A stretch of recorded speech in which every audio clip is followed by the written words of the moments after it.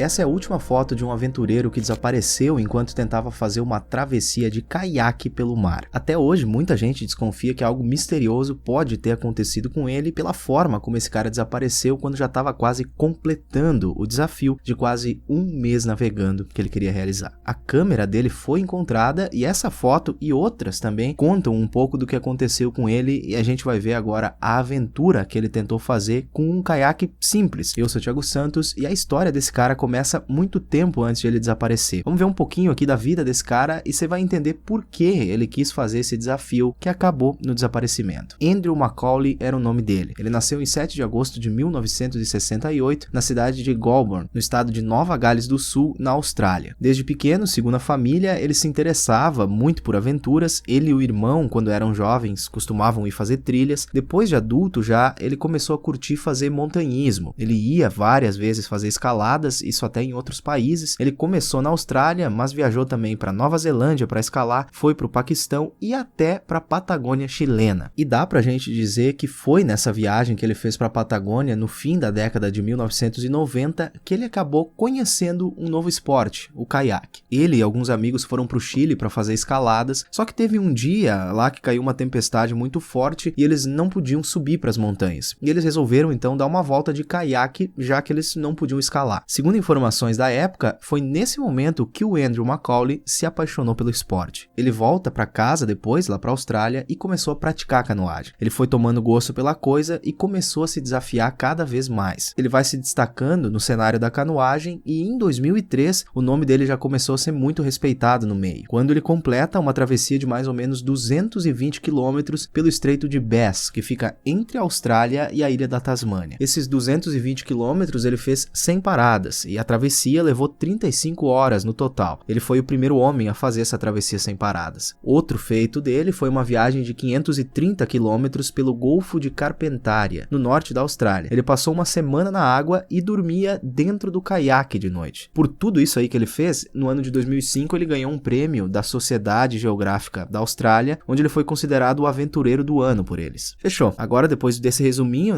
você vai entender por que em 2006 ele anunciou que queria colocar de vez o nome dele na história. Ele se organizou para fazer uma travessia entre a Austrália e a Nova Zelândia, trajeto de cerca de 2.000 quilômetros mais ou menos pelo Mar da Tasmânia. E esse mar aí não é brincadeira, ele é muito perigoso, agitado, pode ter ondas de mais de 10 metros de altura, vento muito forte, frio, enfim, é muito difícil até para barcos grandes fazer esse caminho. Imagina então fazer tudo isso de caiaque. Todas aquelas outras aventuras que ele tinha feito foram uma preparação para esse grande desafio. Naquele momento, em 2006, ninguém tinha conseguido fazer essa travessia ainda de caiaque. E ele queria ser o primeiro cara a fazer isso. Em dezembro de 2006, então, ele vai para a água, só que menos de 48 horas depois ele voltou porque ele sentiu muito frio. Ele quase já tinha entrado em hipotermia e ele percebeu que não ia conseguir completar o trajeto. E em vez de ele ver isso como um sinal de que aquilo poderia dar errado, ele não desistiu. Inclusive até hoje muitas pessoas criticam ele por ele ter feito isso quando ele tinha 39 anos de idade, tinha um filho de só 3 anos e uma esposa também. Bom, e depois dessa primeira vez que deu errado, ele planejou melhor, fez algumas adaptações no caiaque dele para suportar o frio. A principal dessas adaptações foi uma cápsula de fibra de vidro. Ela foi construída para encaixar em cima do caiaque e no momento que ele quisesse descansar, quisesse dormir, ele podia prender ela em cima e simplesmente deitar dentro do caiaque. Essa cápsula se prendia ali de um jeito que impedia a entrada de água e também protegia ele de tempestades. Ele soltava uma âncora flutuante no mar e dormia lá dentro. Por mais que isso pareça muito simples à primeira vista, foram feitos vários testes e realmente funcionava. Tinha um ventilador na parte de cima ali que levava ar para dentro do caiaque e também impedia a entrada de água. Essa estrutura aí ele pintou de amarelo e desenhou uma carinha do lado de fora, deu até um nome para esse companheiro, chamou o boneco de Casper. Ele saiu da Austrália no dia 11 de janeiro de 2007 para a segunda tentativa. Se estimava que ele levaria mais ou menos um mês para fazer essa travessia, isso óbvio, correndo tudo como ele tinha planejado. Antes de ele começar essa viagem, serviços de resgate da Austrália e também lá da ilha da Tasmânia recomendaram que ele não fizesse a travessia porque realmente era muito perigoso. Só que não adiantou, ele queria ir de qualquer jeito e se mandou. Ele levou com ele algumas coisas básicas, levou suprimentos, equipamentos, alimentação, um dessalinizador de água, levou GPS, telefone via satélite, rádio farol de emergência, e lá em terra tinha um parceiro dele, um outro velejador, que acompanhou todo o deslocamento dele. Todo dia eles faziam contato via rádio e esse cara em terra passava a previsão do tempo do dia para ele. Ele tinha também uma câmera fotográfica portátil, ele foi gravando vídeos, fazendo fotos, que são essas que foram encontradas mais tarde, depois do desaparecimento. E desse jeito ele foi seguindo a viagem. A maior parte do trajeto foi tranquila, até que já na costa da Nova Zelândia, no início de fevereiro, ele enfrentou a primeira tempestade severa. Ondas de mais de 10 metros de altura atingiram o caiaque, ele se prendeu lá dentro, com aquela cápsula, fechando a entrada em cima, e ficou 27 horas desaparecido. Ninguém conseguia mais contato com ele. Mas ele sobreviveu e depois desse tempo ele fez contato de novo com o pessoal em terra e foi seguindo a viagem. E o último contato que ele teve com alguém foi com a mulher, no dia 8 de fevereiro, uma quinta-feira, quando ele já estava a mais ou menos 120 quilômetros de distância ali da costa da Nova Zelândia. Ou seja, ele já estava quase chegando. Ele mandou uma mensagem de texto para ela e escreveu: "Vejo vocês às 9 da manhã de domingo." E a partir daqui o que acontece é um grande mistério. Primeiro, porque não teve nenhuma tempestade naqueles últimos quilômetros que ele precisava percorrer, aqueles 100 e poucos quilômetros. Ele já estava vendo as montanhas, a costa da Nova Zelândia. Era mais um pouco e ele já chegava no destino. A mulher e o filho dele de 3 anos de idade tinham organizado uma festinha para a chegada dele na região de Milford Sound, no sul da Nova Zelândia. Só que ele nunca chegou lá. Ao redor das 7 horas da noite de sexta-feira, dia 9 de fevereiro, a guarda costeira da Nova Zelândia recebeu um pedido de socorro via rádio. Só que eles não conseguiram identificar o que estava sendo dito nessa chamada. As palavras eram meio confusas e estava uma ligação muito ruim. Naquele momento, o telefone via satélite do Andrew já tinha ficado sem bateria, por isso ele fez a ligação via rádio. Ninguém entendeu direito o que era dito e eles até fizeram algumas buscas rápidas ali pela região, pequenas buscas,